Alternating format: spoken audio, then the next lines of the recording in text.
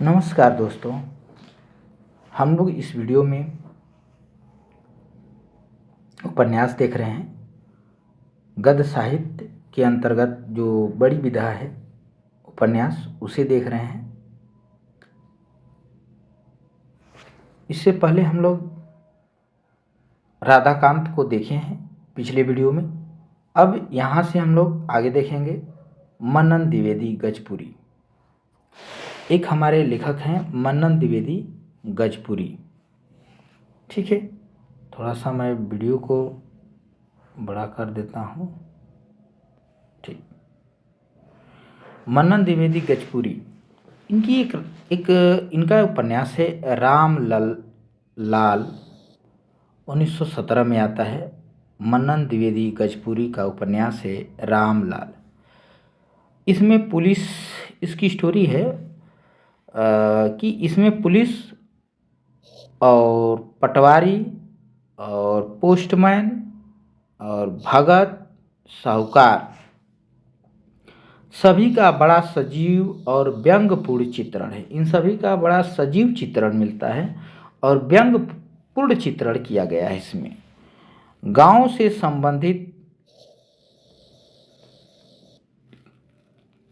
कथानक प्रस्तुत करने वाली यह प्रथम महत्वपूर्ण कृति है। गांव से संबंधित कथानक को प्रस्तुत करने वाली यह प्रथम और महत्वपूर्ण कृति है रामलाल।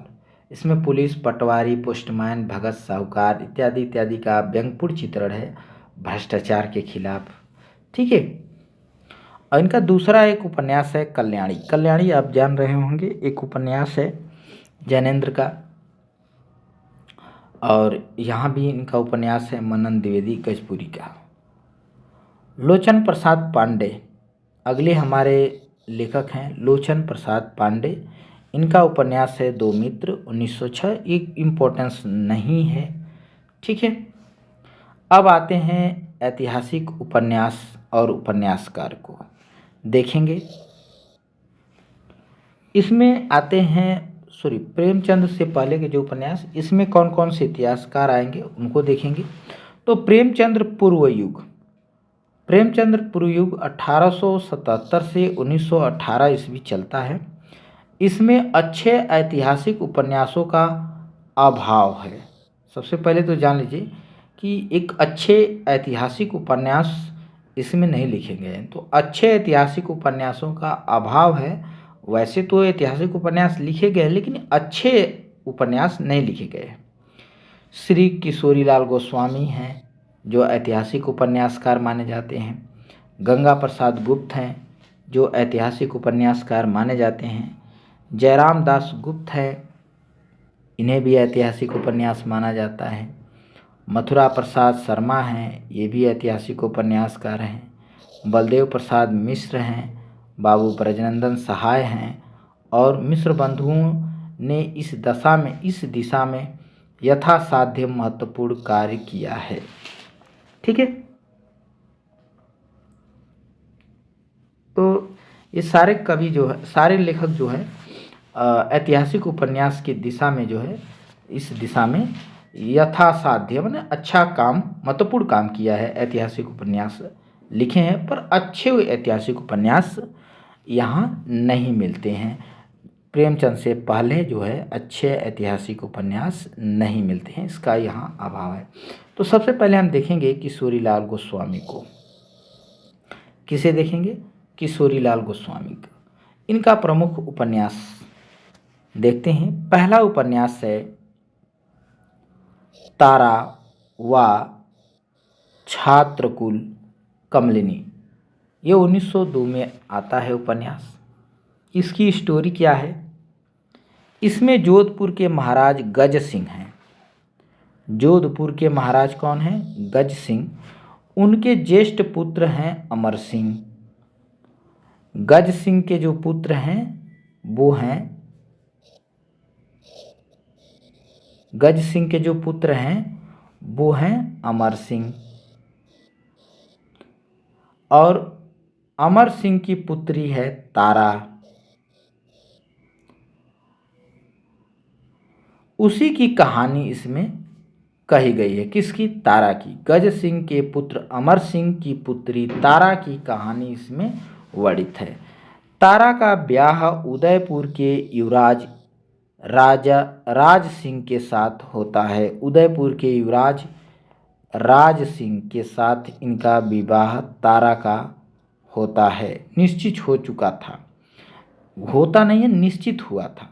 बादशाह शाहजहां का खजांची सलाबत खां उसमें बाधक था, और बादशाह शाहजहां का जो खजांची था सलाबत खां, वो उसमें बाधा बन रहा था। वो खलनायक का काम कर रहा था, गुंडा का काम कर रहा था, यानी इन दोनों की शादी नहीं होने दे रहा था। ठीक है। अमर सिंह ने भरे दरबार में सलामत खां को कटार भोंक कर मार डाला, और इस पर जो है अमर सिंह ने भरे दरबार में सलामत खां को कटार भोंक कर मार डालता है और तारा से विवाह करता है। गोस्वामी जी के इस उपन्यास की बहुत प्रशंसा हुई थी। गोस्वामी जी के इस उपन्यास की बहुत प्रशंसा हुई थी। ठीक है, अच्छा उपन्यास ने लिखा। जो खलनायक था, यानी दो प्रेमियों के बीच में जो एक गुंडा का काम कर रहा था, खलनायक का काम कर रहा था, उसे अमर सिंह ने क्या कर दिया? तलवार घोंप कर क्या कर देता है? मार देता है। ठीक है। और इस पर जो है अमर सिंह की जो पुत्री तारा है उसका विवाह राज सिंह से हो जाता है। क्लियर हुआ? अमर सिंह कौन मारता है? अमर सिंह कौन है? तारा का पिता है। चलिए अगला उपन्यास देखें। इनका अगला उपन्यास है किशोरीलाल गोस्वामी का कनक कुसुम व मस्तानी। कनक कुसुम व मस्तानी 1903 में ये उपन्यास आया है। इसमें निजाम की भोग्या एक हसीन औरत की पुत्री मस्तानी, ठीक है, मस्तानी और पेशवा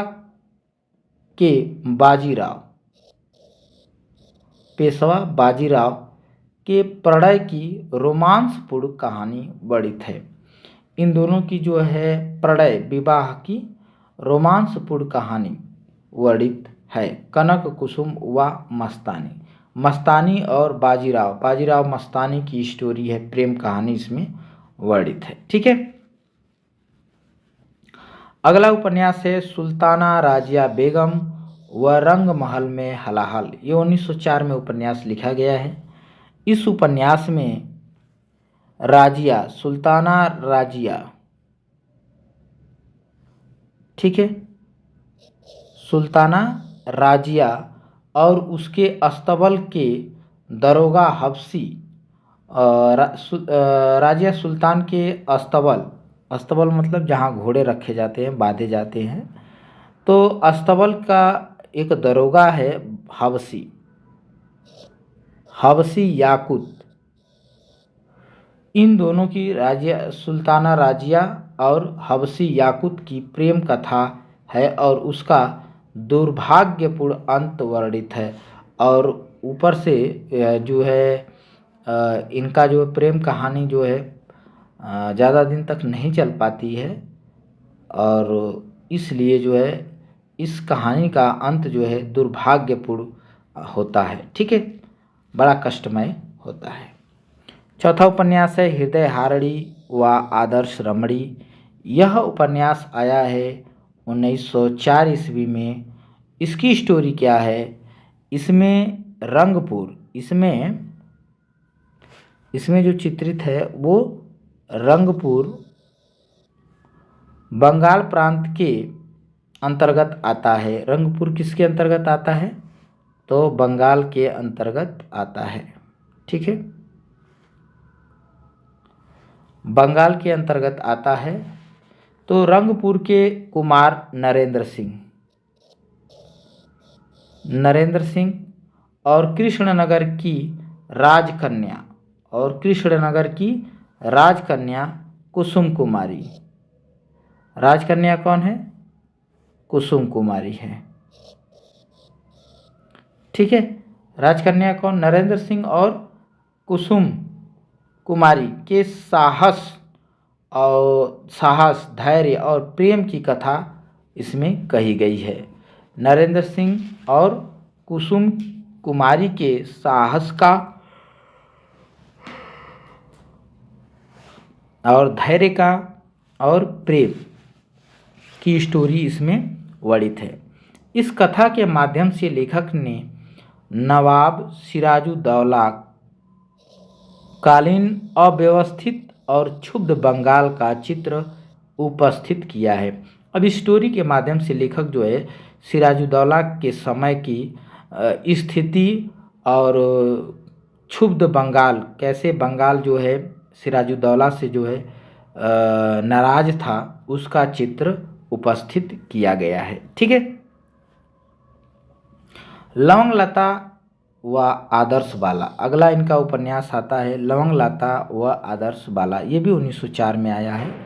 इसकी स्टोरी भी रंगपुर यानी बंगाल में जो रंगपुर है उसी का चित्रण है, वहीं का।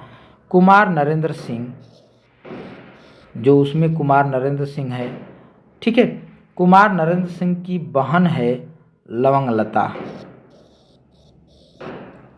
को अत्याचारी नवाब सिराजुद्दौला पकड़वाकर हीरा झील नामक महल में कैद कर लेता है। अब सिराजुद्दौला इसमें क्या करता है, वहाँ भी सिराजुद्दौला था, ठीक है। तो सिराजुद्दौला जो है नरेंद्र सिंह की बहन, अब नरेंद्र सिंह कुसुम कुमारी का जो है प्रेम वर्णित है, दोनों प्रेम करते हैं। नरेंद्र सिंह की बहन है, आगे की स्टोरी है, उसी हृदय हारड़ी व आदर्श रमणी जो उपन्यास है उसी उपन्यास का ये आगे की स्टोरी है लवंगलता में, ठीक है। इसमें जो है नरेंद्र सिंह की बहन है लवंगलता, उसे जो है सिराजुद्दौला जो है पकड़वा लेता है और हीरा नामक झील के पास एक महल में कैद कर लेता है। वहाँ लवंगलता का प्रेमी मदन मोहन है। लवंगलता का एक प्रेमी है, वो है मदन मोहन, उसका उद्धार करता है यानी उसको छुड़ाता है। लवंगलता का जो प्रेमी है मदन मोहन, वो उसे छुड़ाता है। इसी बीच प्लासी का युद्ध छिड़ जाता है और जैसे उसे वो छुड़ाता है उसी समय प्लासी का युद्ध हो जाता है। इसी बीच जो है प्लासी का युद्ध होता है और सिराजुद्दौला मारा जाता है और उसी युद्ध में सिराजुद्दौला क्या होता है, मार दिया जाता है। इस उपन्यास को हृदय हारड़ी का उपसंहार भाग कहा गया है। अब देख लीजिए, हृदय हारड़ी ये वाला उपन्यास है ना, इसी उपन्यास का उपसंहार कहा गया है, ध्यान देना। तो प्रश्न बन सकता है कि हृदय हारड़ी उपन्यास का उपसंहार किस उपन्यास को कहा गया है, तो लवंगलता, ठीक है, यानी उसी का आगे का भाग है, अंतिम भाग है, इसलिए उपसंहार है, क्योंकि उपसंहार हम अंत में ही लिखते हैं। आगे देखेंगे मल्लिका देवी या बंग सरोजनी, ये उपन्यास है मल्लिका देवी व बंग सरोजनी। इसमें गयासुद्दीन बलबन के बंगाल के सूबेदार तुगरिल खां के अत्याचारों का वर्णन है। तुगरिल खां, ठीक है, गयासुद्दीन बलबन के सूबेदार तुगरिल खां था, वो बहुत अत्याचार किया। जो गयासुद्दीन बलबन जो राजा था बंगाल में, उसका एक सूबेदार था जिसका नाम तुगरिल खां था, वो बहुत अत्याचार किया, उसी के अत्याचारों का इसमें वर्णन है। मल्लिका देवी व बंग सरोजनी। अगला इनका उपन्यास है सोना और सुगंध व पन्ना बाई। सोना और सुगंध व पन्ना बाई। इसमें इस उपन्यास की स्टोरी ये है कि इसमें अकबर के खास जौहरी हीराचंद की पुत्री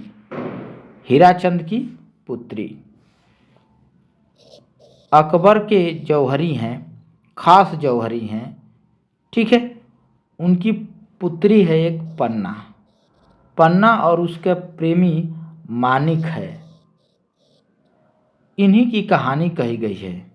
इस उपन्यास को ऐतिहासिक नहीं कहा जा सकता। लेखक कहता है कि इसको विद्वान कहते हैं कि ये इनका कहानी जो है ऐतिहासिक नहीं है। सोना और सुगंध व पन्ना बाई, हीराचंद की पुत्री पन्ना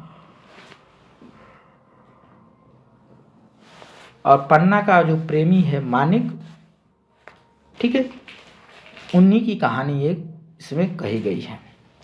अगला इनका उपन्यास देखते हैं, गुलबहार व आदर्श मातृस्नेह। गुलबहार एक उपन्यास है। बंगाल के अंतिम नवाब मीर कासिम की पुत्री गुल, ठीक है, बंगाल के अंतिम नवाब जो थे मीर कासिम, उनकी पुत्री है गुल। और बहार की कब्र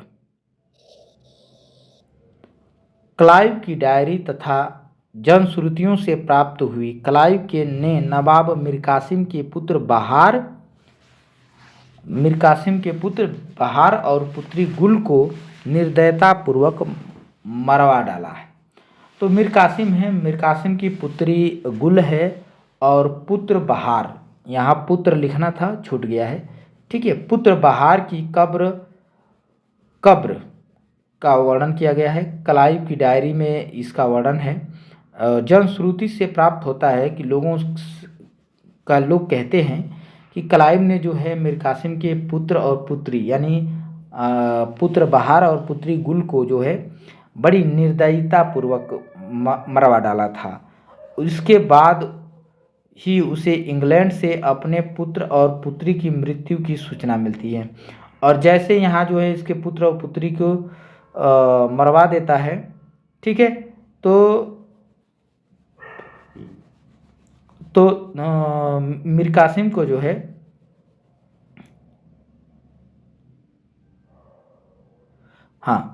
जो क्लाइव है मीर कासिम के पुत्र और पुत्री को मरवा देता है।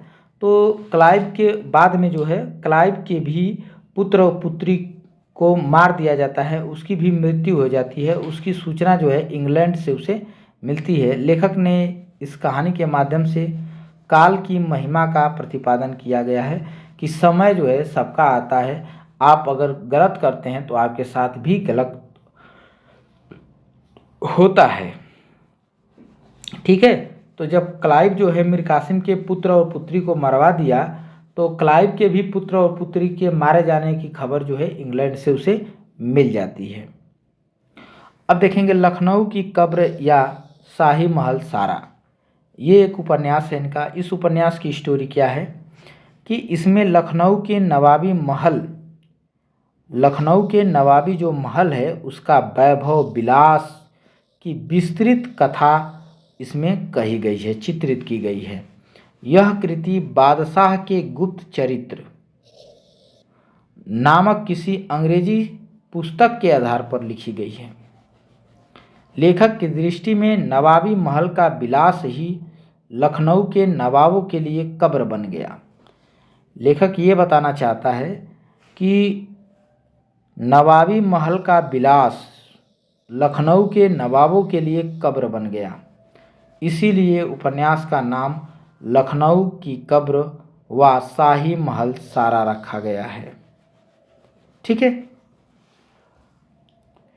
अब अगले लेखक को देख रहे हैं, गंगा प्रसाद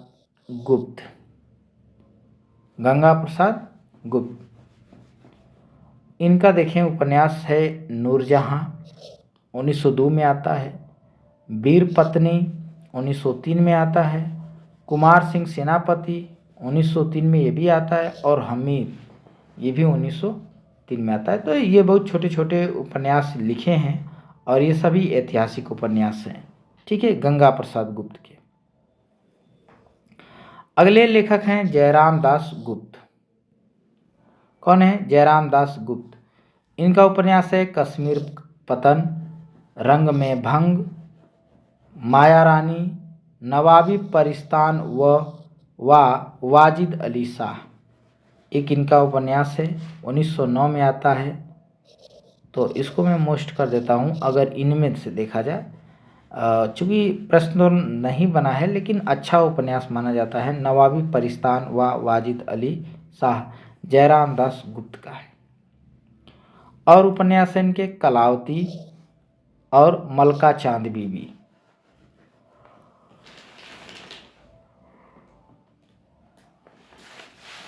छह उपन्यास है।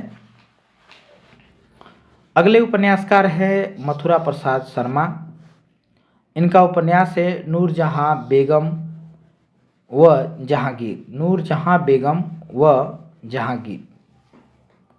बलदेव प्रसाद मिश्र अगले लेखक हैं हमारे बलदेव प्रसाद मिश्र। इनका उपन्यास आता है अनारकली, पृथ्वीराज चौहान और पानीपत।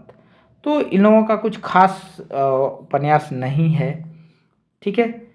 तो बस लिखना है ताकि जो है हम प्रश्नों को जो है कर सके, आसान रहे सुविधा के लिए, ठीक है। अनुभव के लिए इनको हम लोग क्या करते हैं, पढ़ते हैं।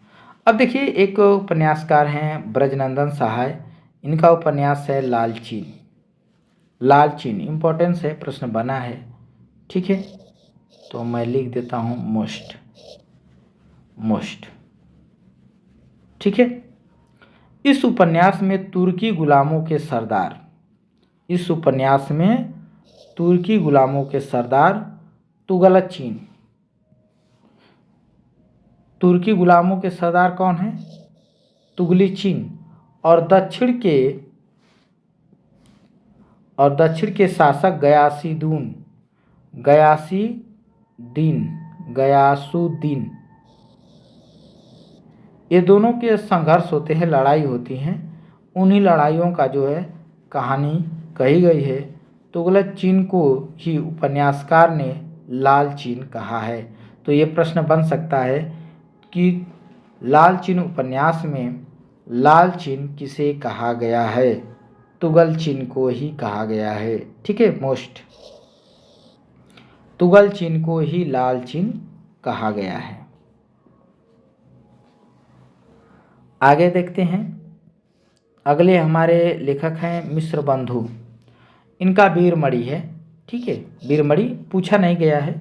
इसमें नैमिषारण्य के नैमिषनाथ त्रिपाठी के पुत्र वीरमणि त्रिपाठी के माध्यम से कान्यकुब्ज ब्राह्मणों का उल्लेख किया गया है। कुछ खास इंपॉर्टेंस नहीं है, बस एक उपन्यास है मिश्र बंधु का, तो ये याद रखना है, ठीक है।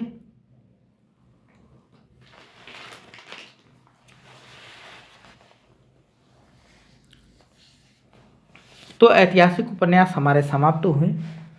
अब हम देखेंगे घटनात्मक उपन्यास, तिलस्मी अय्यारी उपन्यास, ठीक है। तिलस्मी अय्यारी उपन्यास। तो ये थोड़ा सा अगर इसे देखेंगे तो वीडियो हमारा लंबा हो जाएगा,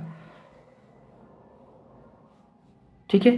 तो इसे हम देखते हैं कल अगले वीडियो में। घटनात्मक उपन्यास या तिलस्मी अय्यारी उपन्यास को हम अगले वीडियो में कवर करेंगे।